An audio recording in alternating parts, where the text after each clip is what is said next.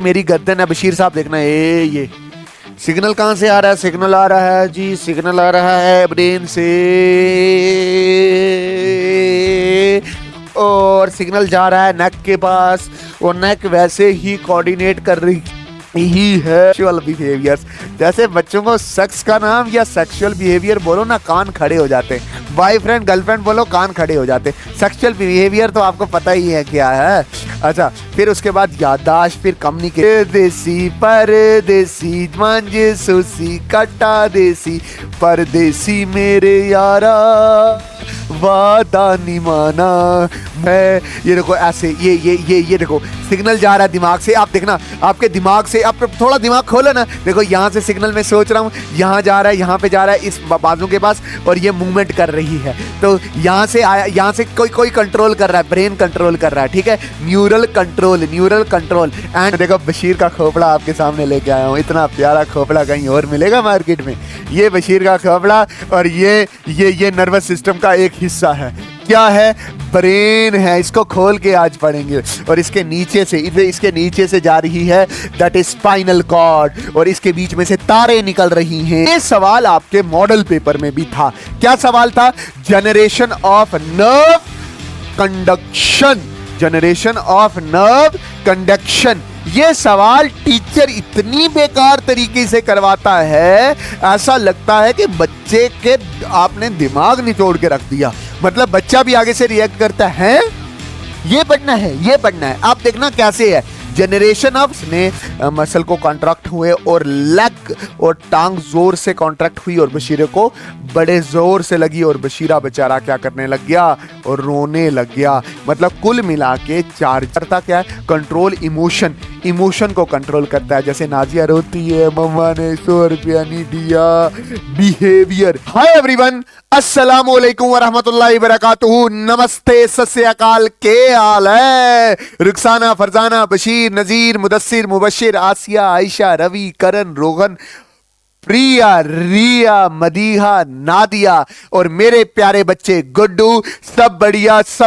क्या कर रहे हो मेरे प्यारे बच्चे? सर जूलॉजी की फिजियोलॉजी तैयार कर रहे हैं। इससे पहले आपने जो 3 चैप्टर पढ़ाए थे वो बहुत अच्छे से समझ आए हैं। ह्यूमन फिजियोलॉजी का ये 4था चैप्टर है, और बायो का ये 7वां चैप्टर है। मैं पूरी कोशिश कर रहा हूं कि पूरी बायो आपको इसी चैनल पे पढ़ाऊंगा। तो welcome back to my channel, आपका प्यारा सा लवली सा चैनल, जिस पे आप इतने सारे कमेंट्स कर रहे हो। मैं देख इसलिए नहीं पा रहा क्योंकि आपको पता है कि थोड़ा बहुता मैं अपना भी पढ़ता हूं, इधर थोड़े बहुते बच्चे आते हैं उनको भी पढ़ाता हूं, और जो टाइम बचता है वो आपके लिए वीडियो लाता हूं। क्या बात है।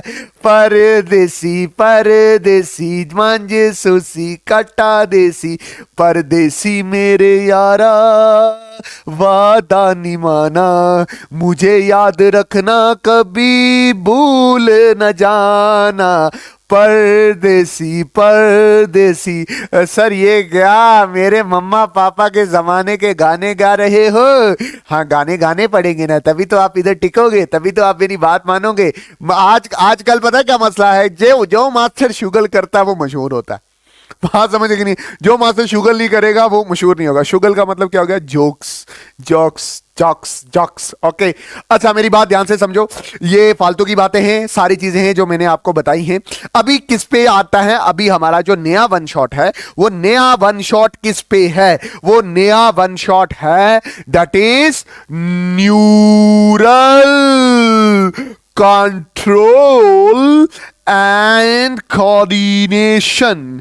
Neural control and coordination. चीजों को रखेंगे सिंपल, बिल्कुल बेस से शुरू करेंगे, ताकि मेरे छोटे बशीरे को भी समझ आए और मेरे इंटेलिजेंट एजाज को भी समझ आए। बात समझ आई कि नहीं आई? अच्छा सर, बहुत बढ़िया, अच्छे से समझ आ गई है। अच्छा, सबसे पहले मैं आपको बोलता हूं कंट्रोल क्या होता है? कंट्रोल होता है जब कोई किसी चीज का हुक्म दे। कंट्रोल। कंट्रोल का मतलब वो हो गया जो क्या करे, सेंड द सिग्नल, जो सिग्नल भेजे। जैसे मैंने अभी सिग्नल भेजा है, मुदस्सिर स्टैंड अप, और मुदस्सिर ने मेरी बात मान ली, तो ये क्या हुआ, उसने मेरे साथ अच्छे से क्या किया, कोऑर्डिनेशन। बात समझ आई कि नहीं आई? तो कंट्रोलर होता है जो सिग्नल भेजे, और जो सिग्नल को माने वो एक्सेप्टर है, बट एक कोऑर्डिनेशन होनी चाहिए कंट्रोलर के बीच में और जहां सिग्नल जा रहा है। मेरी बात ध्यान से समझना, ऐसा कुछ ही हमारी बॉडी में होता है। जैसे फॉर एग्जांपल ये मेरी बाजू है, ये देखो ऐसे, ये देखो सिग्नल जा रहा है दिमाग से। आप देखना आपके दिमाग से, आप थोड़ा दिमाग खोलो ना, देखो यहां से सिग्नल मैं सोच रहा हूं, यहां जा रहा है, यहां पे जा रहा है, इस बाजू के पास, और ये मूवमेंट कर रही है। तो यहां से आया, यहां से कोई कंट्रोल कर रहा है, ब्रेन कंट्रोल कर रहा है, ठीक है, न्यूरल कंट्रोल। एंड ये बाजू मेरी क्या कर रही है, कोऑर्डिनेट कर रही है। इसी तरह से मेरी गर्दन है, बशीर साहब देखना, ये सिग्नल कहां से आ रहा है, सिग्नल आ रहा है जी, सिग्नल आ रहा है ब्रेन से, और सिग्नल जा रहा है नेक के पास, और नेक वैसे ही कोऑर्डिनेट कर रही है जैसे मेरा ब्रेन बोल रहा है। तो कंट्रोल होता है जो सिग्नल भेजे और आगे वाला बात माने, तो हम बोलते हैं कि वो उसके साथ कोऑर्डिनेट में है। अब मेरी बात ध्यान से सुनो, मेरी बॉडी में हर एक चीज कंट्रोल करने वाला नर्वस सिस्टम है। इन माई बॉडी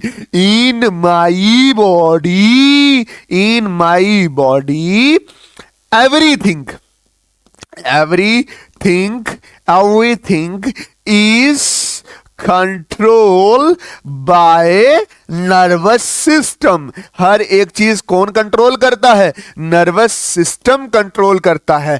ले भाई बात ही समझ आ गई, मतलब हमारी बॉडी का खुदा कौन है, नर्वस सिस्टम है। और नर्वस सिस्टम देखो, बशीर का खोपड़ा आपके सामने लेके आया हूं, इतना प्यारा खोपड़ा कहीं और मिलेगा मार्केट में। ये बशीर का खोपड़ा, और ये नर्वस सिस्टम का एक हिस्सा है। क्या है, ब्रेन है। इसको खोल के आज पढ़ेंगे। और इसके नीचे से जा रही है, दैट इज स्पाइनल कॉर्ड, और इसके बीच में से तारे निकल रही हैं, और ये जो तारे निकल रही हैं इनको बोला जाता है नर्व्स। क्या बोलते हैं, नर्व्स। तो मतलब ये नर्व्स, ब्रेन और स्पाइनल कॉर्ड पूरा मिला के नर्वस सिस्टम बनता है, जो हमारी बॉडी में अलग अलग फंक्शन कंट्रोल करता है। अब मेरी बात ध्यान से समझना, अच्छे से समझो। अभी आपको ये वर्ड्स पढ़ने की जरूरत नहीं। अभी मान के चलो कि ये अशरफ साहब हैं। ये क्या है, अशरफ। ध्यान इधर रखना, ये अशरफ है। अशरफ का आपको ब्रेन दिख रहा है, ये दागा नीचे दिख रहा है, इसको बोलते हैं स्पाइनल कॉर्ड। और ब्रेन में से कुछ और छोटे छोटे दागे निकल रहे हैं, है ना, तो उनको मैंने बोला नर्व्स। क्या बोला, नर्व्स। और वो ये पूरी बॉडी में फैल रहे हैं। मतलब जिस तरह से ब्लड पूरी बॉडी में फैला होता है, उस तरह से ये नर्व्स भी पूरी बॉडी में फैले होते हैं। तो मैं बहुत अच्छे से बात करूं तो हमारी बॉडी के सेंटर के बीचों बीच ब्रेन है, और उससे नीचे एक दागा जाता है जिसको बोलते हैं स्पाइनल कॉर्ड। और फिर उसके बाद से क्या निकलती है, नसें निकलती हैं, और नसें हर एक ऑर्गन में जाती है। देखो ये नर्व्स जा रही हैं, आंख में जा रहा है, अच्छा माउथ में सलेवरी ग्लैंड में जा रहा है, लंग्स में जा रहा है, हार्ट में जा रहा है, स्टोमक में जा रहा है, लीवर में, small intestine, large intestine, kidney, urinary bladder, female reproductive part and male reproductive part. तो ध्यान से देखो तो किस तरह से ये नर्वस सिस्टम बॉडी के हर एक हिस्से को कंट्रोल करता है। मेरा सांस लेना, मेरा वॉमिटिंग, उल्टी करना, मेरा एक्सक्रीशन, मेरा रिप्रोडक्टिव सिस्टम, मेरी स्पर्म की फॉर्मेशन, मेरा एग का फॉर्मेशन। एग तो फीमेल में होता है, हाँ, एग फीमेल फॉर्मेशन। फीमेल में जो एग फॉर्मेशन होती है, गर्दन का हिलना, पेट में खाना डाइजेस्ट होना, ये सारा नर्वस सिस्टम से ही कंट्रोल होता है। अच्छा देखो न्यूरल सिस्टम, देखो नर्वस सिस्टम, आपको यह बात समझ आ गई है, इधर मैं छोटा सा बनाऊंगा कि जो नर्वस सिस्टम है हमारी बॉडी में वो एक ब्रेन है और स्पाइनल कॉर्ड दागा आता है, इसको बोलते हैं सेंट्रल नर्वस सिस्टम। इसमें से ऐसे छोटे छोटे दागे बाहर आते हैं जिनको आप क्या बोलते हैं, दैट इज नर्व्स। ठीक है, ब्रेन से बाहर आएंगे तो क्रेनियल नर्व्स, स्पाइनल कॉर्ड से बाहर आएंगे तो दैट इज स्पाइनल नर्व्स। इनको हम अच्छे से डिस्कस करेंगे, ठीक। बट मैं बोल रहा हूं कि अगर आप किसी भी हिस्से को इस नर्वस सिस्टम के किसी भी हिस्से को उठाओगे तो आपको क्या क्या मिलेगा, आपको एक हिस्सा मिलेगा न्यूरॉन। क्या मिलेगा, एक तो न्यूरॉन मिलेगा। न्यूरॉन में क्या होंगे, डेंड्राइट्स होंगे, साइटोन होगा, मतलब ये डेंड्राइट्स, ये न्यूरॉन का स्ट्रक्चर है। ये न्यूरॉन एक सेल होता है, इसमें न्यूक्लियस है, ये डेंड्राइट्स हैं, ये साइटोन है और ये एक्सॉन है, ये मिलेगा। और बीच में न्यूरोग्लिया सेल मिलेंगे जो इस न्यूरॉन को प्रोटेक्ट कर रहे होंगे। मैं बोल रहा हूं अगर आप नर्वस सिस्टम में से कोई भी हिस्सा उठाते हो तो एक आपको न्यूरॉन मिलता है जिसके ये पार्ट है, न्यूरॉन बाद में डिस्कस भी होगा, और कुछ सेल्स इसको सराउंड किए होते हैं जिसको आप क्या बोलते हो, दैट इज न्यूरोग्लिया सेल। देखो न्यूरॉन में देखो जो ये दागे अंदर इंटर कर रहे हैं उसको बोलते हैं डेंड्राइट्स। ये सेल बॉडी है, इसके अंदर न्यूक्लियस है और ये एक्सॉन है। ये क्या है, एक्सॉन है। अब मेरी बात ध्यान से देना, जो न्यूरॉन है वो structure and functional unit of nervous system है, और एक होता है नेफ्रॉन। बशीरे, न्यूरॉन और नेफ्रॉन में जमीन आसमान का फर्क है। Neuron structure and functional unit of nervous system है और nephron structure and function unit of kidney है। होप अच्छे से आपको ये समझ आई, ठीक है। फिर न्यूरॉन डिवीजन मतलब ये जो न्यूरॉन होता है ये लाइफ में कभी डिवाइड नहीं करता। एक बार हमारी बॉडी में जितने न्यूरॉन्स होते हैं वो उतने ही रहते हैं, इसलिए जो ब्रेन की सर्जरी होती है वो बड़ी टफ हो जाती है। मान लो कल को बशीर गिरा, उसके सर में लग गई और कल को डॉक्टर ने बोला कि ब्रेन की सर्जरी होगी, और अगर ये मर जाता है तो इसके हम जिम्मेवार नहीं हैं, क्योंकि डॉक्टर को पता है कि दिमाग में जख्म नहीं चढ़ता। जख्म का मतलब हो गया कि अगर ब्रेन के सेल डैमेज होंगे, न्यूरॉन डैमेज होंगे तो न्यूरॉन बड़ी मुश्किल से डिवाइड करते हैं, तो डिवाइड होंगे तो जख्म चढ़ेगा ना। तो ये न्यूरॉन के सेल डिवाइड नहीं होते, they can detect, receive and transmit the signal, but ये सिग्नल को डिटेक्ट करते हैं, उसको पहचानते हैं, उसको एक्सेप्ट करते हैं, रिसीव करते हैं सिग्नल को और आगे ट्रांसमिट करते हैं। इसीलिए तो मैं बोल रहा हूं कि हमारा ब्रेन सिग्नल बनाता है और न्यूरॉन के जरिए ही हमारे हाथ में पहुंचाता है। जैसे फॉर एग्जांपल, ये वोट कित्थे पाना है जी, वोट कित्थे पाना है, वोट हल उत्ते लाना है जी, कांग्रेस की देना है, बीजेपी की देना। सर ये क्या पॉलिटिकल बातें कर, अच्छा इधर जो मैं बोल रहा हूं वो समझो। मैं क्या बोल रहा हूं, जो ये सिग्नल यहां से जाएगा ना तो ये बिजली की शक्ल में जाएगा और इसको कंडक्ट करने वाले यही न्यूरॉन सेल्स होंगे, ठीक। ये बिजली को कंडक्ट कर सकते हैं और ये सराउंडिंग सेल हैं, ठीक है। ये more than 50% of the nervous system, ये नर्वस सिस्टम के 50% से भी ज्यादा होते हैं। इनके पास डिवीजन की एबिलिटी होती है, मतलब ये सेल डिवाइड कर सकते हैं, ठीक है। ये एक्साइटेबल होते हैं, इसमें बिजली पास नहीं कर सकती, ये सिग्नल को एक जगह से दूसरी जगह पे ट्रांसमिट नहीं कर सकते। कौन से कर सकते हैं, that is neuron cell transmit कर सकते हैं।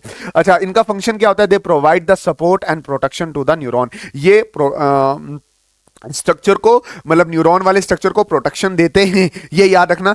एग्जांपल सचवान सेल, ओलिगोडेंड्राइट सेल एंड एस्ट्रोसाइड, ये कुछ एग्जांपल हैं किसके, न्यूरोग्लिया सेल के। अच्छा मेरी बात ध्यान से समझना, मैंने क्या बोला कि जो ह्यूमन नर्वस सिस्टम है, मैंने आपको एक चीज समझाई है ना यहां पे बेटा मैंने आपको ये चीज समझाई है ना कि जो ह्यूमन नर्वस सिस्टम है, जो बशीरा नर्वस सिस्टम है, बशीरा क्यों बोल रहा हूं, क्योंकि बशीरा भी एक ह्यूमन है। नाजिया नर्वस सिस्टम जो है वो मेनली बॉडी के बीचों बीच हो सकता है, जैसे ये बॉडी के बीचों बीच है, that is central nervous system. इसमें एक ब्रेन आता है और दूसरा ये जो दागा आता है इसको बोला जाता है दैट इज स्पाइनल कॉर्ड। मेरी बात ध्यान से समझना, ठीक है। और इसके बीचों बीच में से, इसके बीचों बीच में से, ये तो सेंट्रल नर्वस सिस्टम हो गया, और इसके बीचों बीच में से जो नर्व्स निकलती हैं वो क्या बनाती हैं, that is PNS, Parveen Nazia Shazia ना, दैट इज क्या आएगा, इसका क्या आएगा, दैट इज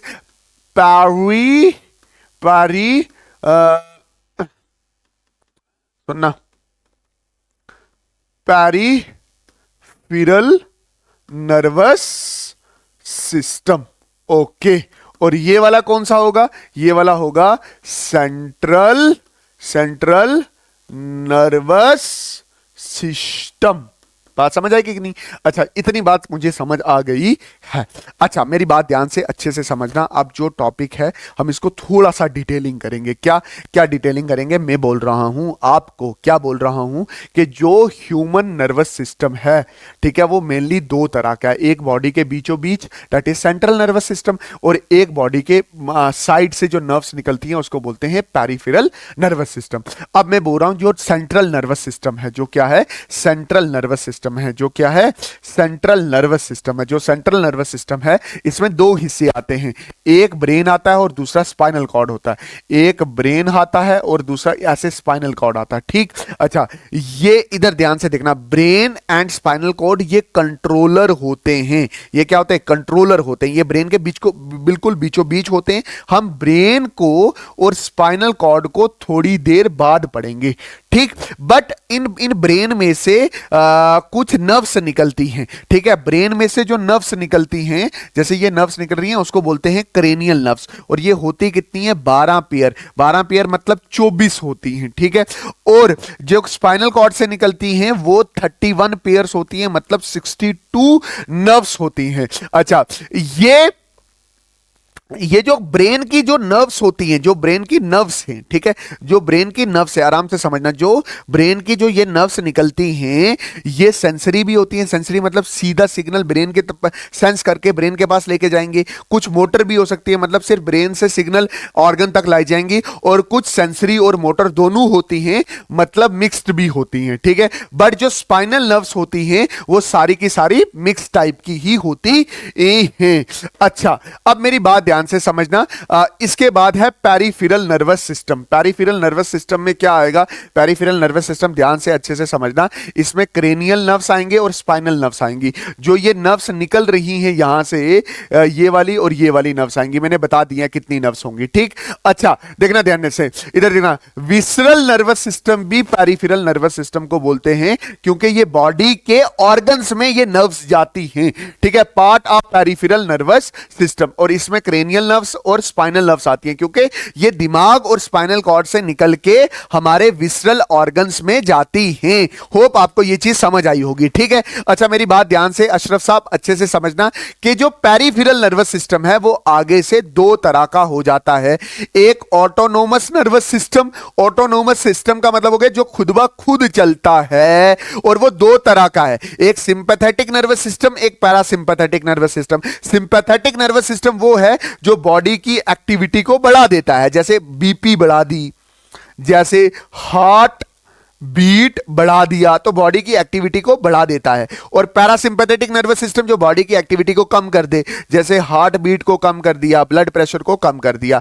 और स्टोमैटिक नर्वस सिस्टम क्या होता है? जो स्टोमैटिक नर्वस सिस्टम होता है, वो स्टोमैटिक नर्वस सिस्टम होता है वो स्केलेटन सिस्टम में जाता है, और वो वॉलंटरी होता है। वॉलंटरी का मतलब क्या हो गया कि वो हमारी मर्जी से चलता है, जैसे मैं सोचता हूं वैसे चलता है। जैसे फॉर एग्जांपल मेरे ब्रेन से कुछ नर्व्स निकली और मेरे हाथ में आई, और मेरा हाथ एक क्या है? ऑर्गन है, और ये मेरी मर्जी से चल रहा है, तो ये कौन सा हुआ? स्टोमैटिक नर्वस सिस्टम। यहां से जो नर्व्स निकल के आएंगी ये स्टोमैटिक के कैटेगरी में आएंगी। और अच्छे में से मैं बोलूं कि जो ब्रेन से नर्व्स निकल के दिल में आएंगी ना, वो ऑटोनोमस में आएंगी। क्यों? क्योंकि ऑटोनोमस में इनवॉलंटरी ध्यान से समझना। मैं बीच में कुछ ऐसे वर्ड्स बोल दूंगा जो आपको नहीं आते होंगे। इनवॉलंटरी मतलब not in over will power, जो हमारे विल पावर में नहीं होते। और जो इधर वॉलंटरी का मतलब होता है जो हमारे विल पावर मतलब जो हमारी मर्जी से हो, ठीक है? देखना ध्यान से, इधर सुनना। ये जो स्टोमैटिक नर्वस सिस्टम होता है ये mainly information visceral organ, smooth muscle और कार्डियक मसल्स को सेंड करता है, ठीक है? और स्टोमैटिक नर्वस सिस्टम में याद रखना कि ये हमारे विल पावर में होता है, वॉलंटरी होता है, ये इनवॉलंटरी होता है। एक्टिविटी को बढ़ा सकता है, कम कर सकता है। होप आपको इतनी बात चीज समझ आई होगी। इसके बाद आता है स्ट्रक्चर ऑफ न्यूरॉन, और ये 10th में बड़ा इंपॉर्टेंट टॉपिक हुआ करता था। स्ट्रक्चर ऑफ न्यूरॉन के बाद हम टाइप्स ऑफ न्यूरॉन भी पढ़ेंगे। आप ध्यान से एक एक करके स्ट्रक्चर ऑफ न्यूरॉन को समझना। देखो ध्यान से, पहला जो पढ़ना है स्ट्रक्चर ऑफ न्यूरॉन से वो है डेंड्राइट। ये डेंड्राइट, ये दागे जैसे निकलते हैं ना जो न्यूरॉन से, इसको बोलते हैं डेंड्राइट्स। ये शॉर्ट होते हैं, ब्रांच होते हैं, शॉर्ट होते हैं और इनकी ब्रांचिंग होती है। Conduct the impulses towards the साइटोन। यहां से जो इंपल्स आएगा, यहां से जो सिग्नल आएगा वो साइटोन की तरफ ले जाएगा। मेरी बात सुनो, ये ब्रेन है, ब्रेन ने कुछ सोचा और मेरे हाथ की तरफ ट्रांसमिट हुआ, तो ये सिग्नल को साइटोन की तरफ ले जाता है। साइटोन लार्जेस्ट पार्ट होता है, contain nucleus and other cell organelle except centriole. यहां पे सेंट्रियोल नहीं होता। सेंट्रियोल नहीं होता तो सेल कभी भी डिवाइड नहीं हो सकता। जो सेंट्रियोल होता है वो पटवारी होता है, वो सेल डिवीजन में काम करता है, स्पिंडल फॉर्मेशन में काम करता है। अब स्पिंडल फॉर्मेशन आप क्या हमें आता ही नहीं है, बस इतना याद रखो कि सेंट्रियोल सेल को डिवाइड करता है। ठीक, बाद में हम जब सेल डिवीजन पढ़ रहे होंगे तो सेंट्रियोल को अच्छे से बताएंगे। ठीक है, फिर तीसरा पार्ट है एक्सॉन। फिर ये ट्यूब लाइक स्ट्रक्चर यहां से ऐसे नीचे आता है। ठीक है, इसको बोलते हैं एक्सॉन। ये लॉन्गेस्ट पार्ट है, conduct impulse away from the साइटोन। ये साइटोन से सिग्नल ऐसे दूर ले जाता है। ये हमारा साइटोन आ गया, इसमें न्यूक्लियस हो गया, सेंट्रियोल एब्सेंट है। और आपको ना कुछ और चीजें दिख रही होंगी, ये डॉट डॉट सा, ये है नीजल्स ग्रैन्यूल। इनका कलर ग्रे होता है। ये बने fragments of rough endoplasmic reticulum होते हैं, फाउंड इन साइटोन। और डेंड्राइट्स में भी ये पाए जाते हैं, प्रोटीन सिंथेसिस करते हैं, इनके अंदर प्रोटीन बनाते हैं, इनके अंदर प्रोटीन बनाते हैं। ये चीज आपने याद रखनी है। ठीक है, फिर अगर आप ध्यान से देखें तो एक्सॉन तो मैंने बता दिया। ये जो एक्सॉन है, इसके इधर कुछ सेल्स होते हैं जो इस एक्सॉन को या न्यूरॉन वाले सेल को प्रोटेक्ट करके रखते हैं। इनको बोलते हैं Schwann cell. They are covering around the axon, also form the myelin sheath in peripheral nervous system. ये क्या होते हैं? ये फॉर्म्स कवरिंग को फॉर्म्स करते हैं। कहां पे? अराउंड एक्सॉन के अराउंड ये कवरिंग को फाउंड करते हैं। Also form the myelin sheath, और ये माइलिन शीथ भी बनाते हैं इन पेरिफेरल नर्वस सिस्टम। अच्छा, जब सचवान एक्सॉन के इर्द गिर्द लिपट जाता है तो इसको बोलते हैं न्यूरोलीमा। बात समझ आई कि नहीं आई? अच्छा, माइलिन शीथ सेक्रेट कौन करता है? That is Schwann cell. ये क्या होती है? डिसकंटिन्यूअस लेयर होती है, कुछ जगह होती है और कुछ जगह नहीं होती है। Made up of phospholipid glycoprotein. Colour इसका क्या रहता है? व्हाइट होता है। जहां पे माइलिन शीथ होगी वहां पे व्हाइट कलर होगा। देखो, ये न्यूरॉन है, इसके ऊपर कवरिंग है सचवान सेल की, वो माइलिन शीथ सेक्रेट करता है। और वो काम क्या करती है माइलिन शीथ? कि जो ये सिग्नल आ रहा है, ये सिग्नल यहां से इधर ना जाए। मतलब ये सिग्नल अगर हाथ की तरफ से, ब्रेन से हाथ की तरफ आ रहा है तो ये हाथ ही हिले। मतलब ऐसा नहीं है लीक होके आपकी सिग्नल कहीं टांग की तरफ जा रहे। तो मैं किसी को दबाड़ा लगा रहा हूं तो बीच में से क्या मार दूं? लात मार दूं, है ना? क्या मार दूं? लात मार दूं। ठीक है, तो सिग्नल लीक ना हो तो इसलिए माइलिन शीथ होती है। होप आपको ये चीज समझ आई होगी। अच्छा, मैंने आपको बोला कि कुछ जगह ये माइलिन शीथ नहीं होती। उन जगहों को बोलते हैं node of Ranvier, space between the myelin sheath. और ये जो होती है, ये किसके ऊपर प्रेजेंट होती है? न्यूरोलीमा। बात समझे कि नहीं है? न्यूरोलीमा क्या है? न्यूरोलीमा कवरिंग है। ठीक है, एक्सॉन के ऊपर जब सचवान सेल कवरिंग बनाता है उसको क्या बोलते हैं? न्यूरोलीमा। ठीक है, और जहां पे माइलिन शीथ नहीं है उसको बोलते हैं नोड ऑफ रेनवियर। ठीक है, अच्छा देखना, ये जो एक्सॉन है, ये ऐसे आता है और अपनी ब्रांचिंग करता है। तो मतलब ये दूसरे न्यूरॉन के साथ जुड़ता है, मतलब यहां से एंड से आके जुड़ेगा। ठीक है, तो ये जो एंड है इसको बोलते हैं डिस्टल मतलब distal branch part of axon, या जिसको क्या बोलते हैं? Axon terminal. और एक्सॉन टर्मिनल के ऊपर आपको ये बैलून जैसे स्ट्रक्चर मिलेंगे, इसको बोलते हैं साइनेप्टिक नोब। साइनेप्टिक नोब का मतलब क्या हो गया? यहां से कुंडी पड़ेगी होगी दूसरे न्यूरॉन के लिए, क्योंकि हर एक न्यूरॉन दूसरे न्यूरॉन के साथ क्या होता है, कनेक्टेड होता है। खुद सोचो, ब्रेन से सिग्नल आ रहा है तो न्यूरॉन के जरिए आ रहा होता ना, तो क्या एक ही न्यूरॉन होगा ना, बहुत सारे न्यूरॉन जुड़े होंगे, और वो जुड़ते कहां से, साइनेप्टिक नोब से। ठीक है, अच्छा, अगर मैं इस साइनेप्टिक नोब को थोड़ा बड़ा करूं तो उसके बीच में आपको ना थोड़े छोटे छोटे क्या मिलेंगे, वेजिकल्स मिलेंगे। वेजिकल्स का मतलब होता है पैकेट्स मिलेंगे, और जिसमें क्या होंगे, न्यूरोट्रांसमीटर होंगे। न्यूरोट्रांसमीटर्स कुछ ऐसे होते हैं, कुछ ऐसे होते हैं जो एक्साइटरी होते हैं। एक्साइटरी मतलब सिग्नल को तेज करते हैं, और कुछ होते हैं इनहिबिटरी जो प्रोसेस को क्या करते हैं, स्लो करते हैं। जैसे एक्साइटरी की एग्जांपल है, एक्साइटरी होंगी वो एसिटाकोलाइन होगी, एसिटाकोलाइन होगी। ठीक है, और जो इनहिबिट करेगी, सिग्नल को स्लो करेगी, वो होगा गामा अमाइनो ब्यूटेरिक एसिड। क्या क्या होगा, that is gamma amino butyric acid. Hope आपको ये वाली बात क्या हुई होगी, समझ आई होगी। अच्छा सुनो, neuron on the basis of covering, types of neuron on the basis of covering. Covering के बेसिस पे न्यूरॉन दो तरह का हो सकता है। एक है माइलिनेटेड न्यूरॉन, जिसमें माइलिन शीथ होगी, सचवान सेल माइलिन शीथ बनाएगा, covered by Schwann cell neurilemma. Example cranial में और स्पाइनल नर्व्स में ये माइलिनेटेड शीट होती है। ठीक है, all neurons of PNS are enclosed by Schwann cell. जितने भी पेरिफेरल नर्वस सिस्टम के न्यूरॉन होते हैं वो सारे सचवान सेल से इनक्लोज्ड होते हैं। नॉन माइलिनेट शीथ मतलब myelinate sheath absent, covered by Schwann cell. Schwann cell दोनों में होंगे, बट एक में माइलिन शीथ बन रही होगी, एक में माइलिन शीथ नहीं बन रही होगी। स्टोमैटिक नर्वस फाइबर, ऑटोनोमिक्स नर्वस फाइबर। ठीक है, स्टोमैटिक और ऑटोनोमस में क्या होगा कि वहां पे नॉन माइलिनेटेड न्यूरॉन्स होते हैं, बट याद रखना इसमें और इसमें सचवान सेल पक्का पक्का होंगे।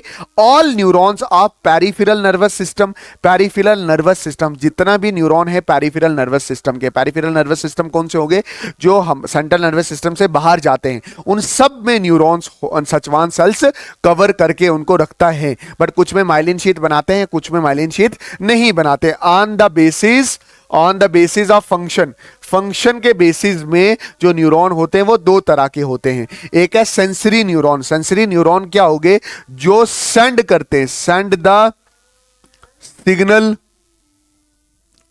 From sensory organ to the central nervous system. ठीक है, अच्छा, और फिर है मोटर। मोटर और एफरेंट, एफरेंट मतलब बाहर निकलना। देखो सेंसरी होता है जो सिग्नल सेंसरी ऑर्गन से ब्रेन में ले जाए या सेंट्रल नर्वस सिस्टम में ले जाए, तो ये सेंट्रल नर्वस सिस्टम में इंटर कर रहा है, तो एफरेंट न्यूरॉन या सेंसरी न्यूरॉन। और अगर सिग्नल सेंसरी नर्वस सिस्टम से पेरिफेरल ऑर्गन तक जा रहा है, तो सिग्नल निकल रहा है, तो इसको बोलते हैं मोटर न्यूरॉन या इफरेंट न्यूरॉन। अगर इन दोनों न्यूरॉन्स को कोई कनेक्ट करता है तो उसको बोलते हैं इंटर न्यूरॉन और रिले न्यूरॉन और interconnecting neuron. They connect the sensory neuron and motor neuron. बात समझ आएगी नहीं, ये सेंसरी और मोटर न्यूरॉन को आपस में क्या करते हैं, कनेक्ट करते हैं। होप आपको इतनी चीज समझ आई होगी। Types of neuron on the basis of number of axon and dendrites. ठीक है, नंबर ऑफ एक्सॉन और डेंड्राइट्स के बेसिस में टाइप्स ऑफ न्यूरॉन बताने हैं। जैसे ए पोलर न्यूरॉन, ठीक है, ए पोलर या नॉन पोलर न्यूरॉन, यहां पे एक्सॉन और डेंड्राइट दोनों एब्सेंट होते हैं। सिंपल क्या होता है, साइटोन। ऐसे न्यूरॉन्स सिलेंट्रेट में पाए जाते हैं, सिलेंट्रेट नाइडेरियंस को बोलते हैं, जैसे हाइड्रा वगैरह में पाए जाते हैं। अच्छा, यूनिपोलर जिसमें डेंड्राइट एब्सेंट होता है बट एक्सॉन होता है, जैसे एम्ब्रियोनिक, हमारे एम्ब्रियोनिक न्यूरॉन में ये पाए जाते हैं। बाइपोलर, एक डेंड्राइट एक एक्सॉन, जैसे रेटिना ऑफ आई में पाए जाते हैं, ये आंख में पाए जाते हैं। ठीक है, मेरी में, बशीर की में, नाजिया की आंख में पाए जाते हैं। सीडो यूनिपोलर का मतलब क्या हो गया, जहां डेंड्राइट हैं उसी से थोड़ा आगे एक्सॉन होगा और साइटोन थोड़ा कनेक्शन में होगा। ये dorsal root of ganglion of spinal cord, ये mainly dorsal dorsal rule of देखना ध्यान से, कहां पे, dorsal root ganglion of spinal cord, मतलब ये पीछे जो दागा जाता है उसके डॉर्सल रूट में पाए जाते हैं। आप इतना याद रखो कि स्पाइनल कॉर्ड में पाए जाते हैं। ये हमारा जो स्पाइनल कॉर्ड है उसमें मल्टीपोलर, जो आपने अभी देखा है जिसमें मल्टीपल मैनी डेंड्राइट होंगे, साइटोन होगा, एक एक्सॉन होगा, mostly neuron of over body. Hope आपको ये क्लियर हो गया होगा। अच्छा, ये सवाल आपके मॉडल पेपर में भी था। क्या सवाल था? Generation of nerve conduction, generation of nerve conduction. यह सवाल टीचर इतनी बेकार तरीके से करवाता है, ऐसा लगता है कि बच्चे के आपने दिमाग निचोड़ के रख दिया। मतलब बच्चा भी आगे से रिएक्ट करता है, ये पढ़ना है, ये पढ़ना है। आप देखना कैसे है, generation of nerve conduction, generation of nerve conduction. आपको मैं पढ़ाता हूं, आपका भाई पढ़ाता है आपको जनरेशन ऑफ नर्व कंडक्शन। देखो कैसे है, जनरेशन ऑफ नर्व कंडक्शन।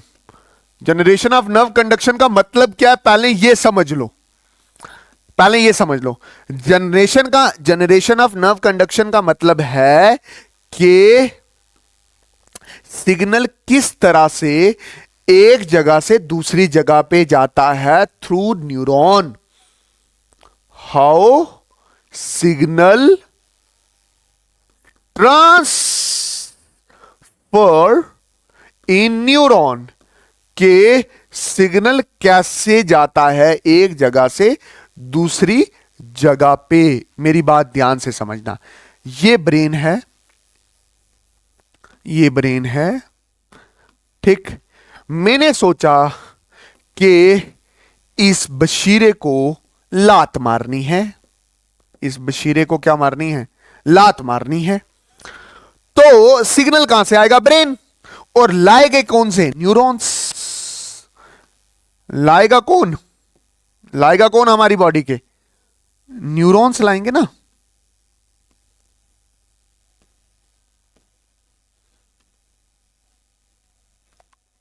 ये मेरी लग है, बात समझ आई कि नहीं आई। अब होगा क्या, होगा क्या, होगा क्या, आराम से सुनना। ब्रेन ने दिया, ब्रेन ने देखो ध्यान से, शुरू में ना ये न्यूरॉन बिल्कुल रेस्ट में था, बिल्कुल रेस्ट, इसका कोई लेना देना नहीं था, है ना, बिल्कुल रेस्ट में था। ब्रेन ने अचानक से एक सिग्नल बनाया, सिग्नल दिया डेंड्राइट्स को। ये क्या दिया, TRITS, डेंड्राइट्स को। तो वो जो सिग्नल बना है ना, वो ट्रैवल हुआ साइटोन से और फिर एक्सॉन में। एक्सॉन में एक्चुअली यहां पे होते हैं चार्जेस, ऐसे negative negative negative negative, positive positive positive positive positive positive positive. तो वो जो सिग्नल होता है वो ट्रांसपोर्ट कैसे कैसे होता है, थ्रू चार्ज। इस एनर्जी को चार्ज एक जगह से दूसरी जगह से तीसरी जगह से चौथी जगह से, और बीच में आप मान के चलो कि ये न्यूरॉन है, इस न्यूरॉन की कुंडी दूसरे न्यूरॉन के साथ भी पड़ रखी है। तो इस तरह से चार्ज सिग्नल को ब्रेन से इस ऑर्गन तक लाता है, और न्यूरॉन्स बीच में होते हैं, एक न्यूरॉन, दो न्यूरॉन, तीन न्यूरॉन, चार न्यूरॉन, और जहां एक न्यूरॉन और दूसरा न्यूरॉन जुड़ रहा होता है उस जगह को बोलते हैं साइनैप्सिस। क्या बोलते हैं उसको, साइनैप्सिस। अब साइनैप्सिस की बात हम बाद में करेंगे, बट ध्यान से देखो, how generation of nerve conduction, how signal it's transfer in neuron, कैसे, थ्रू चार्जिस। ब्रेन की वो जो सिग्नल वाली एनर्जी है उसको एक जगह से दूसरी जगह पे लेके जाते हैं। ब्रेन ने सोचा बशीरे को टांग मारो, तो एक न्यूरॉन के पास सिग्नल, फिर चार्ज लेके गया इस एनर्जी को, फिर दूसरे न्यूरॉन को दिया, फिर दूसरे न्यूरॉन को इधर मसल्स को दी, और मसल्स ने मसल को कॉन्ट्रैक्ट हुए, और लेग और टांग जोर से कॉन्ट्रैक्ट हुई, और बशीरे को बड़े जोर से लगी, और बशीरा बेचारा क्या करने लग गया, और रोने लग गया। मतलब कुल मिला के चार्जिस ही जो नर्व के सिग्नल होते हैं या नर्व की एनर्जी होती है वो एक जगह से दूसरी जगह पे लेके जाते हैं। अब इसको थोड़ा डिटेल करके पढ़ते हैं। जनरेशन ऑफ न्यूरॉन कंडक्शन, ठीक है, यहां पे पहले ध्यान में रखो कि जो नर्व्स होते हैं वो एक्साइटेबल सेल्स होते हैं, मतलब उनमें एनर्जी आ सकती है वो, और उनमें एनर्जी आएगी तो वो एक्साइटेड स्टेट में चले जाएंगे, because their membranes are polarise state, और क्योंकि उनकी मेम्ब्रेन में पोलराइज स्टेट होते हैं। पोलराइज स्टेट मतलब अंदर की तरफ नेगेटिव चार्ज होता है ज्यादा, बाहर की तरफ पॉजिटिव चार्ज ज्यादा होता है, इलेक्ट्रिकली चार्ज्ड होते हैं, बता दिया। अच्छा सुनो, तो ये वाली जो चीज है ये एक्सॉन है, उसके डेंड्राइट्स हैं, ये एक्सॉन है, एक्सोप्लाज्मा है बीच में, ठीक है, और इसकी मेम्ब्रेन होती है axolemma. Axolemma is highly permeable for potassium ion and also impermeable for the sodium ion, मतलब ये परमिएबल होती है पोटेशियम आयन के लिए बट इम्परमिएबल होती है किसके लिए सोडियम आयन के लिए। अब एक चीज ध्यान से देखना, जो चीज आपने दिमाग में रखनी है कि एक्सोप्लाज्मा में पोटेशियम आयन ज्यादा होते हैं, सोडियम आयन कम होते हैं। बाहर वाली फ्लूइड में जिसको ECF बोल रहा हूं, सारे बच्चे बशीरा लिख के ECF की फुल फॉर्म बताएंगे, ठीक। बाहर जो फ्लूइड है उधर सोडियम आयन ज्यादा होते हैं और पोटेशियम कम होता है, यहाँ पे कैल्शियम आयन भी ज्यादा होते हैं और क्लोराइड आयन भी ज्यादा होते हैं। अंदर फॉस्फेट आयन और सल्फेट आयन भी ज्यादा होते हैं, और उसकी वजह से जो नेगेटिव मेम्ब्रेन होती है, ये जो अंदर वाली मेम्ब्रेन होगी ये नेगेटिव होगी और आउटर साइड पॉजिटिव होगी, मतलब ये चार्ज्ड है। मतलब ये चार्ज है तो वहां से कोई भी सिग्नल अगर आएगा तो ये चार्ज एक जगह से दूसरी जगह पे ये सिग्नल को लेके जाएंगे। अच्छा, ये जो मेम्ब्रेन होती है, इस मेम्ब्रेन में थोड़े थोड़े मतलब क्या होते हैं, चैनल्स होते हैं या सुराख होते हैं, ठीक है, जिससे ये आयंस अंदर बाहर जा सकते हैं, मूवमेंट करके जा सकते हैं। मूवमेंट करेंगे तभी एनर्जी को एक जगह से दूसरी जगह पे लेके जाते हैं। कौन कौन से चैनल्स होते हैं, कौन कौन से ओपनिंग होती है? एक होता है ओपन चैनल, ठीक है, जो हमेशा ओपन रहता है, और ओपन चैनल जो होता है वो पोटेशियम के लिए ज्यादा सेंसिटिव होता है। फिर है VGC channels, very good channel. इसकी एग्जैक्ट फुल फॉर्म ये भी आप मुझे बताओगे बशीरा लिख के, ऐसे VGC, ये सोडियम के लिए ज्यादा एक्टिव होता है एज कंपेयर टू पोटेशियम। और फिर सोडियम पोटेशियम पंप होता है जो एक्टिवली काम करता है। वो क्या करता है, बाहर से 2 पोटेशियम अंदर फेंकता है और अंदर से 3 सोडियम बाहर फेंकता है। तो अंदर सोडियम ज्यादा हो जाता है बाहर सोडियम ज्यादा हो जाता है और अंदर पोटेशियम ज्यादा हो जाता है। कुल मिला के आपको मैंने इतना समझाना था कि ये जो मेम्ब्रेन है ये चार्ज्ड है, आने वाले सिग्नल को एक जगह से उठा के दूसरी जगह फेंकने वाली है।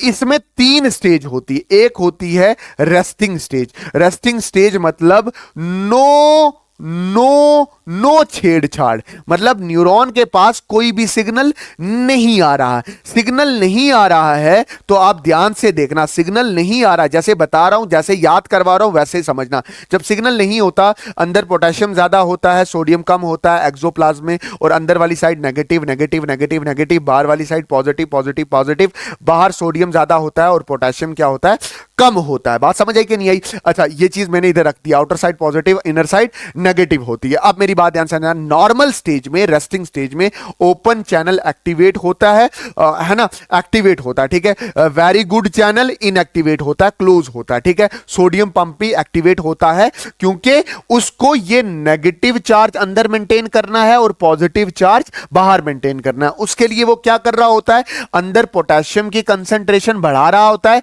और बाहर सोडियम की कंसंट्रेशन बढ़ा रहा होता है, ठीक है। अच्छा, जो ये जो पोटेंशियल है, अभी भी इस चार्ज के पास, अभी भी इस मेम्ब्रेन के पास कुछ एनर्जी है, बट वो एनर्जी बहुत कम है, उसको बोलते हैं रेस्टिंग मेम्ब्रेन पोटेंशियल, RMP, जो कितनी है, -70 millivolt, represent negative change at the inner axolemma. ये रेस्टिंग स्टेज है, अभी आपने इसके साथ कोई भी छेड़छाड़ नहीं किया। ओपन चैनल इसलिए खुले हुए हैं क्योंकि अंदर की तरफ पोटेशियम जा रहे हैं। वेरी गुड चैनल इनएक्टिवेट है क्योंकि सोडियम अभी अंदर की तरफ नहीं जा रहा। सोडियम पोटेशियम चैनल एक्टिवेट इसलिए कि अंदर का सोडियम बाहर निकल रहा है। ठीक है, अच्छा मेरी बात ध्यान से समझो। जैसे ही कोई स्टिमुलस ब्रेन ने दिया इस तरफ से, ये ब्रेन ने स्टिमुलस दिया, ये ब्रेन ने एक्स्ट्रा एनर्जी दी, तो ये सिग्नल डेंड्राइट से साइटोन और साइटोन से इस मेम्ब्रेन के पास आया। जैसे ये आया तो ओपन चैनल तो हमेशा ओपन रहते हैं, एक्टिवेट रहते हैं। ये sodium very good channel activate हो जाता है और ये सोडियम रश करके अंदर जाता है इस सिग्नल को पकड़ने के लिए, और ये एनर्जी भी इस सोडियम में आ जाती है। और सोडियम क्या करता है, इस सिग्नल को आगे आगे और आगे क्या करने लग जाता है, ट्रांसफर करने लग जाता है, और सोडियम पोटेशियम पंप क्या हो जाता है, इनएक्टिवेट हो जाता है। इसको बोलते हैं एक्साइटेड स्टेज, सेकंड स्टेज, या डीपोलराइजेशन स्टेज। इसमें क्या हो जाएगा, इसमें अंदर वाली स्टेट हो जाएगी पॉजिटिव, और नीचे अंदर पीछे वाली जो आउटर सरफेस होगी वो क्या हो जाएगी, नेगेटिव।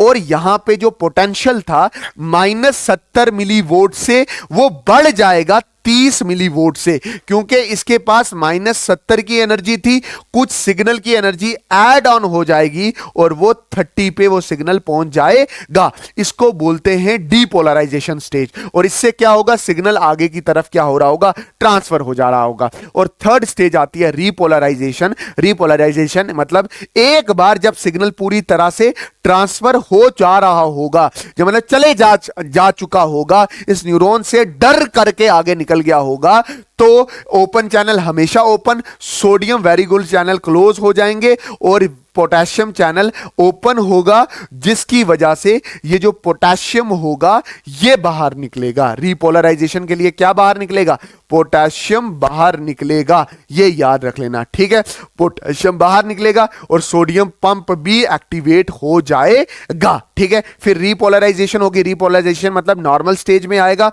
और फिर वापस से एक्सोप्लाज्म में अंदर की तरफ नेगेटिव चार्ज आ जाएगा और बाहर की तरफ पॉजिटिव चार्ज आ जाएगा। और ध्यान से देखना, ध्यान से, ये मतलब एनर्जी तो जा चुकी होगी बाहर, तो अब जो +30 मिली वोल्ट था वो जीरो जाएगा और जीरो से -70 मिली वोल्ट भी जाएगा। और कभी कभी ऐसा हो जाता है कि ज्यादा पोटेशियम बाहर निकल आता है, तो उसकी वजह से ये हाइपर पोलराइजेशन में जा सकता है, मतलब इस मेम्ब्रेन का पोटेंशियल -80 भी हो सकता है। फिर बाद में आस्ता आस्ता पोटेशियम वापस अंदर जाएगा, तो जो रेस्टिंग स्टेज होगी या पोलराइज स्टेज होगी जिसमें कोई भी छेड़छाड़ नहीं होगी, वो -70 मिली वोल्ट होगी। बस सीधा याद रखो कि न्यूरॉन से एक जगह से दूसरी जगह पे सिग्नल जो जाता है वो with the help of charge जाता है। वो जो एक्सोलीमा है वो पहले से चार्ज होती है। 3 स्टेज होती है, एक होती है रेस्टिंग स्टेज, एक होती है excited stage, polarized stage, depolarized stage, और फिर आती है रीपोलराइज्ड स्टेज। रेस्टिंग स्टेज में अंदर वाली side negative, polarized stage depolarized stage में अंदर वाली स्टेज पॉजिटिव और रीपोलराइज में दोबारा नेगेटिव हो जाती है। और जब सोडियम अंदर फ्लक्स करते हैं तभी सिग्नल जंप करके आगे वाली न्यूरॉन में जाता है। होप आपको ये वाली चीज समझ आई होगी। और अभी जो मैं आपको सिखाने की कोशिश कर रहा हूं वो है कि एक न्यूरॉन से दूसरे न्यूरॉन में कनेक्शन कैसे बनता है। जैसे ये ऊपर वाला न्यूरॉन फर्स्ट है और नीचे वाला न्यूरॉन सेकंड है। एक न्यूरॉन दूसरे न्यूरॉन से कैसे जुड़ता है, जितना बता रहा हूं उतना समझना, बाकी वर्ड्स पे ध्यान नहीं देना अभी। तो वो जुड़ता है विद दी हेल्प ऑफ। जैसे ये एक न्यूरॉन है, इसके आगे दूसरा न्यूरॉन है, ये जुड़ा है, एक दूसरे के साथ कनेक्शन बनाया है, और इस कनेक्शन को बोलते हैं दैट इज साइनेप्सिस। ठीक है, तो एक न्यूरॉन के पास सिग्नल आया था, साइनेप्सिस बनाई, और वो सिग्नल एक न्यूरॉन से दूसरे न्यूरॉन में क्या कर दिया, उसने ट्रांसफर कर दिया। ये जो साइनेप्सिस होती है इसको डिटेलिंग करेंगी। ये 2 तरह की साइनेप्सिस होती है, एक होती है दैट इज इलेक्ट्रिकल साइनेप्सिस और दूसरा होती है दैट इज केमिकल साइनेप्सिस। एक है इलेक्ट्रिकल साइनेप्सिस और दूसरी है केमिकल साइनेप्सिस। आराम से समझना, देखो ध्यान से, ये मैं बोल रहा हूं, ये मेरे पास एक्सॉन फर्स्ट है। ठीक है, ये मेरे पास क्या, एक्सॉन फर्स्ट, ये उसका एक्सॉन आ रहा है। ठीक, उसके बाद ये नर्व एंडिंग है। ठीक है, बात समझे कि नहीं है? ये नर्व की ये एक्सॉन की एंडिंग है, एक्सॉन टर्मिनल है एक न्यूरॉन का। ठीक, एक्सॉन टर्मिनल की ये जो मेम्ब्रेन है इसको बोलते हैं प्री साइनेप्टिक मेम्ब्रेन। इसमें थोड़ी सी जगह जो बचती है उसको बोलते हैं साइनेप्टिक क्लेफ्ट। ये वेरी स्मॉल आर एब्सेंट होती है, मतलब इसमें जगह रहती नहीं है in the case of electrical synapses. इसको बोला जाता है गैप जंक्शन। ये जो बना है ना जंक्शन, जंक्शन मतलब जोड़, यहां से दूसरा न्यूरॉन शुरू होता है, उसका क्या शुरू होता है? डेंड्राइट शुरू होता है। ठीक है, एक एक्सॉन की एंडिंग और दूसरे न्यूरॉन की स्टार्ट, दैट इज डेंड्राइट शुरू होता है। और ये जो मेम्ब्रेन होती है डेंड्राइन की, इसको बोलते हैं पोस्ट साइनेप्टिक मेम्ब्रेन। यहां पे सिंपल जो सिग्नल यहां पे आता है वो इस साइनेप्सिस से दूसरे न्यूरॉन में ट्रांसफर होता है बाया चार्ज। कोई भी केमिकल का इस्तेमाल नहीं होता in the case of electrical synapses, सिर्फ चार्जेस का ही इस्तेमाल होता है। होप आपको ये वाली चीज समझ आई होगी। Rarely found in our body, हमारी बॉडी में अक्सर ऐसे साइनेप्सिस, ऐसे जोड़ नहीं मिलते। Impulse conduction is almost similar to the single axon. Single axon मतलब जैसे एक सिग्नल में एक एक्सॉन में ही जा रहा है ना सिग्नल, तो ऐसा पता ही नहीं होता, इतनी जल्दी जल्दी सिग्नल चला जाता है कि पता ही नहीं चलता कि यहां पे कोई गैप है। ठीक, यहां पे कोई भी डिले नहीं होता, न्यूरोट्रांसमीटर यहां पे नहीं होते, और डायरेक्शनल, यहां पे जो डायरेक्शन होगी वो बाई डायरेक्शनल कंडक्शन होती है। बाई डायरेक्शनल मतलब इधर से उधर और उधर से इधर भी जा सकती है, बट मेनली एक ही डायरेक्शन में सिग्नल क्या होता है? ट्रांसफर होता है। होप आपको ये वाली चीज क्या हुई होगी? क्लियर होगी। ठीक है, थैंक यू सो मच कि आप मुझे सुन पा रहे हो अभी तक। बाकी बशीर साहब आप भी अच्छे हैं, मैं भी अच्छा हूं, थोड़ा सा थक गया हूं, थोड़ा सा रेस्ट लेने की कोशिश कर रहा हूं। अब दूसरा टाइप का क्या है? That is chemical synapse. Chemical synapse में मैं आपको अच्छे से बताऊंगा, अच्छे से समझना ध्यान से। केमिकल साइनेप्स हमारी बॉडी में मोस्टली प्रेजेंट होती है। इसमें साइनेप्टिक डिले होता है, साइनेप्टिक डिले प्रेजेंट होता है। इसका यह मतलब होता है कि यहां से आराम से स्लोली सिग्नल एक एक्सॉन से या एक न्यूरॉन से दूसरे न्यूरॉन में जाता है। न्यूरोट्रांसमीटर प्रेजेंट होते हैं, अभी मैं न्यूरोट्रांसमीटर भी समझाऊंगा।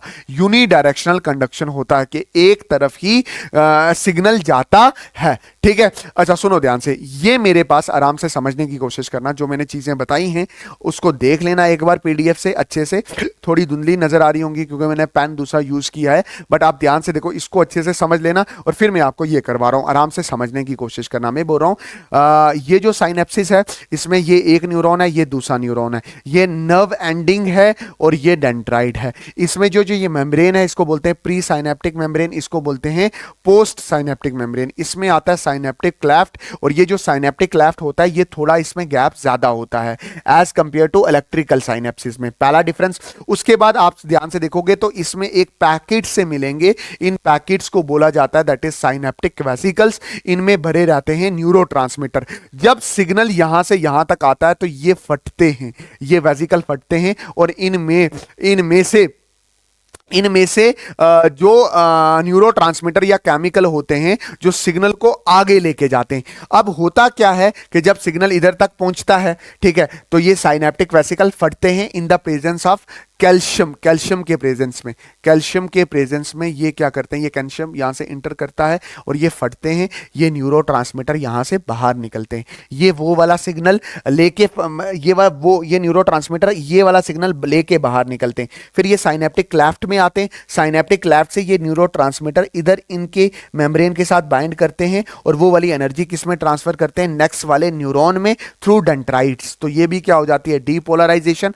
ठीक है, डीपोलराइजेशन होती है और ये इसी तरह से सिग्नल क्या चलता है? आगे की तरफ जाता है। अच्छा, कभी कभी अगर एसिटाकोलाइन हुआ तो ये सिग्नल को ज्यादा बढ़ा देगा, और अगर गामा अमाइनो ब्यूटारिक एसिड हुआ तो ये सिग्नल को क्या कर देगा? कम कर देगा। मतलब केमिकल साइनेप्सिस में जो सिग्नल ट्रांसफर का काम करेगा वो न्यूरोट्रांसमीटर करेंगे। ये सिग्नल को न्यूरोट्रांसमीटर उठाएंगे और उठा के दूसरे न्यूरॉन में डाल देंगे, और इलेक्ट्रिकल साइनेप्सिस में चार्जेस काम करेंगे। वहां पे कोई डिले नहीं होता, यहां पे डिले होगा। वहां पे कोई केमिकल नहीं होता, यहां पे केमिकल्स होंगे। ठीक है, जिनको न्यूरोट्रांसमीटर कहेंगे। अब हमारा आता है सेंट्रल नर्वस सिस्टम, और हमें पता है कि सेंट्रल नर्वस सिस्टम में हमारे पास पहले आता है ब्रेन। ठीक है, आराम से सुनना, पहले मैं बहुत अच्छे से पढ़ाऊंगा। Brain the human brain is well protected by a skull. जो हमारा ब्रेन होता है इसके ऊपर स्कल होता है, स्कल स्कल स्कल स्कल होता है, हड्डियों का बॉक्स होता है जो इसको प्रोटेक्ट करता है। Inside the skull the brain covered by a cranium. मतलब जब आप इस स्कल के अंदर देखोगे तो इस ब्रेन के इस ब्रेन को 3 लेयर्स बड़े अच्छे से प्रोटेक्ट करती हैं। कितनी लेयर? 3 लेयर्स इसको क्या करती हैं? प्रोटेक्ट करती हैं। बात समझ आई कि नहीं आई? वो 3 मतलब सुनना ध्यान से, मैं आराम से एक बार इसको मिटा देता हूं और फिर मैं आपको बताता हूं कि कैसे चलता है सिस्टम। ठीक है, आराम से समझना। देखो, मैं बोल रहा हूं ये हमारा ब्रेन है। इस ब्रेन के ऊपर पहले आता है ब्रेन बॉक्स, जिसको आप बोलते हो क्रेनियम। ठीक है, वो हड्डी होती है। ठीक, उसके बाद इधर 3 लेयर्स और होती हैं। ठीक है, ये पहली लेयर, ये दूसरी लेयर, और ये मैंने बना दी दैट इज तीसरी लेयर। जो आउटर लेयर होती है उसको बोलते हैं ड्यूरा मैटर, अंदर वाली को बोलते हैं अरेक्टॉइड मैटर, और एंड वाली को बोला जाता है पैरामीटर, अब पाया मैटर। अब ध्यान से देखो तो ये 3 लेयर्स हैं। अब ये 3 लेयर्स बहुत इंपॉर्टेंट लेयर्स हैं, क्योंकि ब्रेन एक क्रिटिकल ऑर्गन है, आपके दिमाग का हर एक चीज को कंट्रोल करता है। यहां कुछ धमाका हुआ तो बॉडी में कुछ भी चलने वाला नहीं है, इसलिए इसको इतनी ज्यादा प्रोटेक्शन दी जाती है। मान के चलो, मैं रिपीट कर रहा हूं, मैं बोल रहा हूं ये बशीरे का सर है। बशीरे के सर में पहले बाल होंगे, फिर चमड़ी होगी, और फिर अंदर जाके देखोगे तो स्कल होगा। स्कल के अंदर जाके देखोगे तो 3 लेयर्स होंगे, आउटर ड्यूरो मैटर, फिर इरेक्टाइल मैटर, फिर पाया मैटर, और फिर उसके बाद हमारा क्या होगा? ब्रेन होगा। मैं बोल रहा हूं the brain can be divided into 3 major parts. Brain जो हमारा है, जैसे ये मैंने ब्रेन बनाया, ये मैंने थोड़ा ब्रेन बनाया, ये ब्रेन है हमारा, बड़ा आसान होता है बनाना। इसके 3 पार्ट्स होते हैं। कौन कौन सा? Fore brain, mid brain and hind brain. Fore brain, mid brain and hind brain. Fore brain, mid brain and hind brain. आपको समझ आ गया? Fore brain, mid brain and hind brain. अगर आप ध्यान से देखो तो फोर ब्रेन कहां होगा? फोर ब्रेन होगा ये यहां पे, ये आ गया मेरे पास फोर ब्रेन, वाह। इसके बाद ये कौन सा आ गया? मिड ब्रेन, वाह। और फिर ये कौन सा आ गया? हाइंड ब्रेन आ गया। फोर ब्रेन में अगर आप देखो, अगर फोर ब्रेन में देखो तो उसमें सेरिब्रम और डाइसेफलॉन पढ़ना है। डाइसेफलॉन में थैलेमस, हाइपोथैलेमस पढ़ना है। मिड ब्रेन में क्रूरा सेरिबरी पढ़नी है, बता दूंगा कहां पे कैसे होता है। हाइंड ब्रेन में पोन्स, मेड्यूला, सेरिबेलम और मेड्यूला ओब्लंगाटा पढ़ना है। हमारे ब्रेन का सबसे बड़ा हिस्सा, बशीर के ब्रेन का सबसे बड़ा हिस्सा है सेरिब्रम, उससे छोटा है सेरिबेलम। अब मेरी बात ध्यान से समझना। सबसे पहले मैं फोर ब्रेन पढ़ा रहा हूं, और फोर ब्रेन में पहला हिस्सा है सेरिब्रम। ठीक है, अगर मैं बशीरे का दिमाग खोलता हूं, मतलब ये खोलता हूं तो सामने से, तो मुझे यहां पे 2 सेरिब्रल हेमिस्फीयर दिख रहे हैं। कितने दिख रहे हैं? 2 सेरिब्रल हेमिस्फीयर दिख रहे हैं। ध्यान से समझना, एक राइट सेरिब्रल हेमिस्फीयर, एक है लेफ्ट सेरिब्रल हेमिस्फीयर। दोनों सेरिब्रल को, दोनों जैसे ये है ना ब्रेन, ये ब्रेन है, इसको और इस ब्रेन को जोड़ के रखने वाला कौन है? एक टिश्यू है, इसको बोलते हैं कार्पस कलोसम। क्या बोलते हैं इसको? कार्पस कलोसम। और ये मीडियन फिशर क्लैफ्ट बोलते हैं इसको। ये जो जगह है इसको क्या बोलते हैं? Medium fissure cleft. ठीक है, लॉन्गिट्यूडनल क्लैफ्ट होती है प्रेजेंट एट डॉर्सल साइड। और कौन सी साइड पे होती है? डॉर्सल साइड होती है। ये बीच में, आप ध्यान से देखो तो ये फिशर है। यहां पे थोड़ा खुला करके बताया ताकि आपको अच्छे से समझ आए। ठीक, अच्छा, ये largest and highly convoluted part होता है, बड़ा ज्यादा पार्ट होता है, बड़ा कुच्चड़ मुच्चड़ होता है। ठीक है, कॉन्वोलेटेड का मतलब क्या हो गया? कॉन्वोलेटेड का मतलब हो गया ये प्लेन सरफेस है, बट अगर मैं इसको ऐसे कर दूं तो ये क्या हो जाएगा? कॉन्व्यूलेटेड हो जाएगा, कॉन्व्यूलेटेड हो जाएगा, कॉन्व्यूलेटेड। ठीक है, control voluntary activity of the body. Voluntary मतलब जो हमारी विल पावर में है। अगर आप ध्यान से देखो ना तो ये क्या होता है? ये कुच्चड़ मुच्चड़ होता है ऐसे, और ये ऐसे कुच्चड़ मुच्चड़ ऐसे। अगर मैं इसका फोटो उठाऊं तो आप ध्यान से देखो तो कुछ एरिया अंदर जाएगा और कुछ ऊपर आएगा। जो ऊपर होता है उसको बोलते हैं रिजिड्स, और गायरी बोलते हैं। और अंदर जो होता है ये खड्डे होते हैं, इसको बोलते हैं ग्रूव या सल्काइस बोलते हैं। सरफेस एरिया इससे क्या कर जाता है, बढ़ जाता है। जैसे देखो ना, अगर अगर मैं इधर ये गायरी ना होती या ग्रूव ना होता तो ये इतना होता है ना, सरफेस एरिया कम होता। तो इसके डीपन होने से सरफेस एरिया बढ़ जाता है, provide additional surface to neuron, और इसकी वजह से न्यूरॉन को एक्स्ट्रा स्पेस मिलता है। जितने ज्यादा न्यूरॉन उतना ज्यादा बशीरा इंटेलिजेंट। ओके जी, ठीक। अब देखो, जो एक ये सेरिब्रल हेमिस्फीयर है ना, इसको मैंने उठाया और आपके सामने रख दिया। इसमें काफी सारे क्या होते हैं, एरियाज होते हैं। इसमें क्या होते हैं, काफी सारे एरियाज होते हैं। एक होता है सेंसरी एरिया, ये आगे वाला, ये क्या करता है, एनालाइज द सेंसरी स्टिमुलेशन। मतलब जैसे फॉर एग्जांपल बशीरे को नाजिया छू रही है तो ये सेंसेशन कहां जा रही है, सेरिब्रम के सेंसरी एरिया में। फिर आता है एसोसिएटेड एरिया। कौन सा एरिया, एसोसिएटेड एरिया। ये थोड़ा सा बड़ा होता है, ये ना सेंसरी होता है ना मोटर होता है। इसका फंक्शन क्या होता है, मेमोरी, याद रखना, जैसे जो रट्टा मारते हो। कम्युनिकेशन मतलब जो लैंग्वेज आपको याद है। इंटर सेंसरी एसोसिएशन होती है, मतलब ये सेंसरी और मोटर एरिया को थोड़ा क्या कर देता है, दैट इज एसोसिएट करवाता है। सेंसरी और मोटर एरिया को एसोसिएट करवाता है। अब सुनना, जो ये मोटर एरिया होता है ये एनालाइज द मोटर सिग्नल, मतलब मैंने किसी को दबाड़ मारनी है तो ये सिग्नल मोटर एरिया से आएगा। अच्छा, अगर आप सेरिब्रल हेमिस्फीयर को देखो तो ये जो ऊपर वाला हिस्सा है वो है सेरिब्रल कॉर्टेक्स। ये सेरिब्रल कॉर्टेक्स है, ये ग्रे मैटर से बना होता है। आउटर लार्जर पार्ट होता है, कलर इसका ग्रे होता है। यहां पे आपको देखो तो सल्कस भी मिलेंगे और गायरी भी मिलेगा, सल्कस भी मिलेंगे और गायरी भी मिलेंगे। समझ आया कि नहीं है? जो खड्डे होते हैं उनको बोलते हैं गायरी, जो खड्डे होते हैं उनको बोलते हैं सल्कस, और जो ऐसे पिलर बनते हैं उनको बोलते हैं गायरी। मतलब यहां पे अगर देखो तो ये गायरी भी मिलेगा, सल्कस भी मिलेगा, ठीक। अच्छा, जो अंदर वाला पोर्शन है, मेड्यूला वाला पोर्शन है, इनर पोर्शन है, वो स्मॉल होता है, कलर इसका क्या होता है, व्हाइट होता है, ठीक। इसमें एक सिस्टम होता है जिसको बोलते हैं लिम्बिक सिस्टम। क्या होता है, लिम्बिक सिस्टम। लिम्बिक सिस्टम में क्या आता है, हाइपोथैलेमस, एमिगडाइला, हिप्पोकैम्पस और सेप्टम।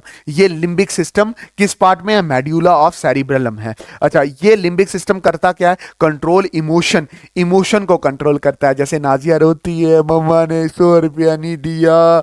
बिहेवियर मतलब वो उसका बिहेवियर कैसा, उसका नेचर कैसा, उसका रिस्पॉन्स कैसा है। सेक्सुअल बिहेवियर, जैसे बच्चों को सेक्स का नाम या सेक्सुअल बिहेवियर बोलो ना, कान खड़े हो जाते हैं।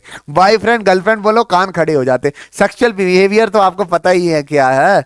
अच्छा, फिर उसके बाद याददाश्त, फिर कम्युनिकेशन स्किल्स और ऑल्फैक्शन मतलब सूंघना भी यहीं से कंट्रोल होता है। इसके बाद ध्यान से समझना, फिर मैंने बोला था कि फोर ब्रेन में दो आते हैं, एक सेरिब्रम आता है और दूसरा आता है दैट इज डाइनसेफेलॉन। डाइनसेफेलॉन के दो पार्ट आते हैं, एक आता है थैलेमस और दूसरा आता है हाइपोथैलेमस, ठीक।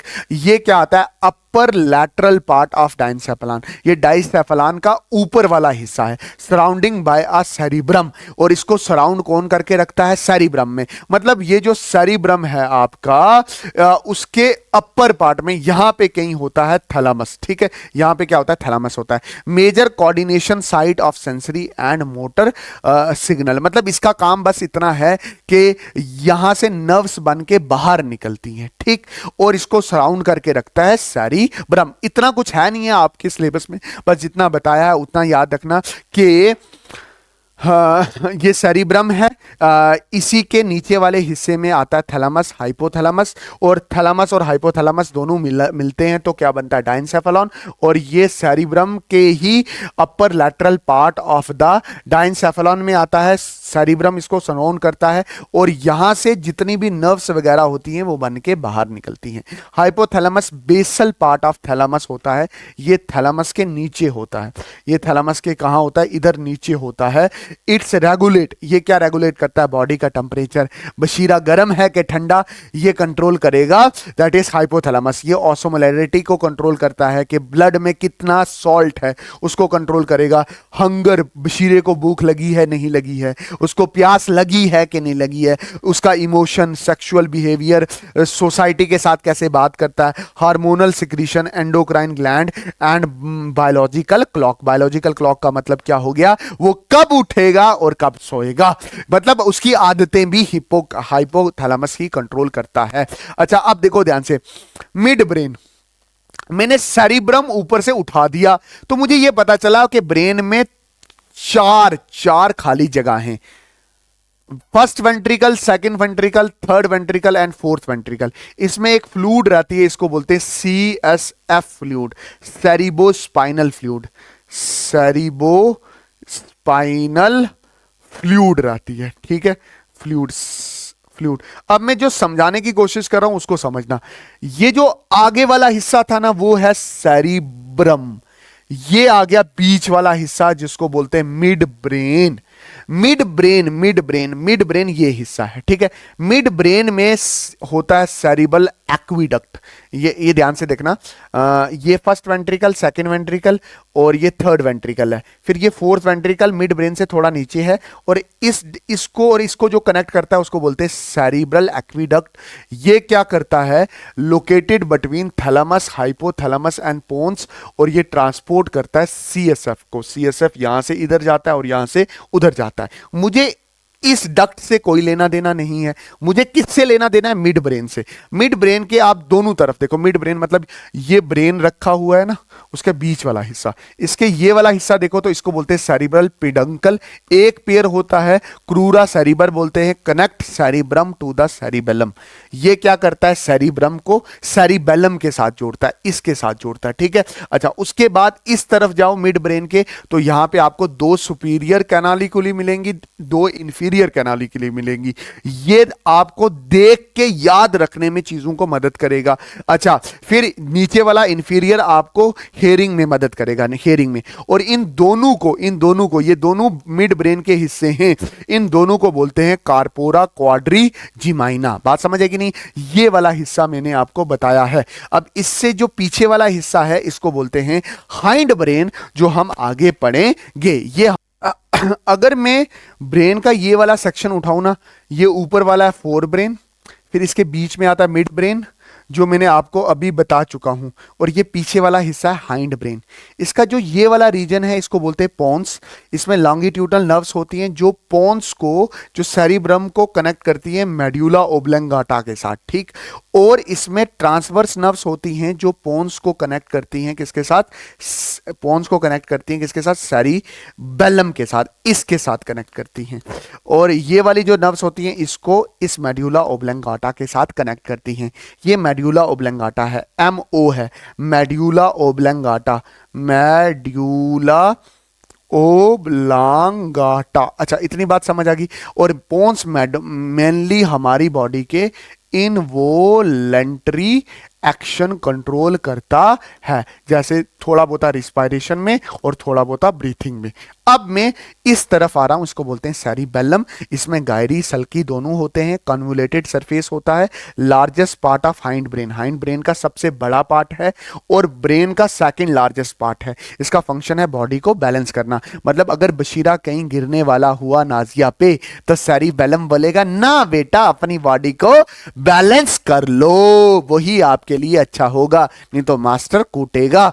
अच्छा मेड्यूला ओब्लंगाटा क्या करता है, connect the spinal cord. Medulla oblongata spinal cord इस धागे के साथ क्या होता है, कनेक्ट होता है और control the involuntary activities of the body, जैसे कार्डियक एक्टिविटी, दिल की एक्टिविटी, रिस्पायरेशन, ये गैस्ट्रिक मतलब जूस कब निकलेगा कब नहीं निकलेगा, और वॉमिटिंग को कंट्रोल करता है। और सेंट्रल नर्वस सिस्टम में अब हमारे पास एक और चीज बची है जिसको बोलते हैं स्पाइनल कॉर्ड। स्पाइनल कॉर्ड, इसमें मैं आपको 2 होमवर्क दूंगा, बट आप ये याद रखना स्पाइनल कॉर्ड क्या है, एक धागा है, thread like structure, originated from brain. कहां से ओरिजिनेट करता है, ब्रेन से ओरिजिनेट करता है। मतलब ये ब्रेन है, इससे ओरिजिनेट करेगा इस तरह से, ठीक है। अच्छा ब्रेन वेल प्रोटेक्टेड होता है स्कल से, ये वेल प्रोटेक्टेड होता है वर्टिबरी से, मतलब वर्टिबर कॉलम से, ठीक है। और ये हमेशा क्या कंट्रोल करता है, ये इनवोलेंट्री, ये इनवॉलंटरी एक्शंस को क्या करता है, हमारी बॉडी में कंट्रोल करता है। इसकी लेंथ कितनी होती है ये आपका होमवर्क है, बशीरा लिख के आंसर देना। और इसका वेट क्या होता है ये भी आपका होमवर्क है, बशीरा लिख के आंसर देना। होप आपको ये वीडियो बहुत बहुत अच्छे से पसंद आई होगी, बहुत सारी नॉलेज आपको मिली होगी। ब्रेन मैंने जितना बताया है आपने उतना ही याद रखना है, जितने पार्ट्स मैंने डिस्कस किए हैं उतने ही याद रखने हैं। और वो जो कंडक्शन वाला सवाल है वो मैंने बेहतरीन तरीके से समझाया है, ऐसा मुझे नहीं लगता कि किसी और मास्टर ने समझाया होगा। मैं मजाक कर रहा हूं यार, हर मास्टर अच्छा समझाता है, सिर्फ बच्चे को अच्छे से सुनना चाहिए, ठीक। अच्छा, और क्या, और ये है कि मैं आपसे बहुत ज्यादा प्यार करता हूं, आप मुझे इतना ज्यादा प्यार दे रहे हो, मतलब सच बोल रहा हूं कि आपके कमेंट्स देखता हूं, वो छोटी सी रील आप जो बना के भेजते हो बड़ा अच्छा लगता है। मिलते हैं किसी और नई वीडियो में। अभी फिजियोलॉजी की 2 वीडियोस बाकी हैं, वो भी मैं आज ही डालने की कोशिश करूंगा, अगर लाइट हमारे साथ रही, अगर हमारा रब हमारे साथ रहा। अल्लाह हाफिज, अल्लाह राखा, शुभ रात्रि, जय हिंद। और पीडीएफ नोट्स के लिए टेलीग्राम पे चले जाना, ठीक है। वंदे मातरम, वंदे मातरम।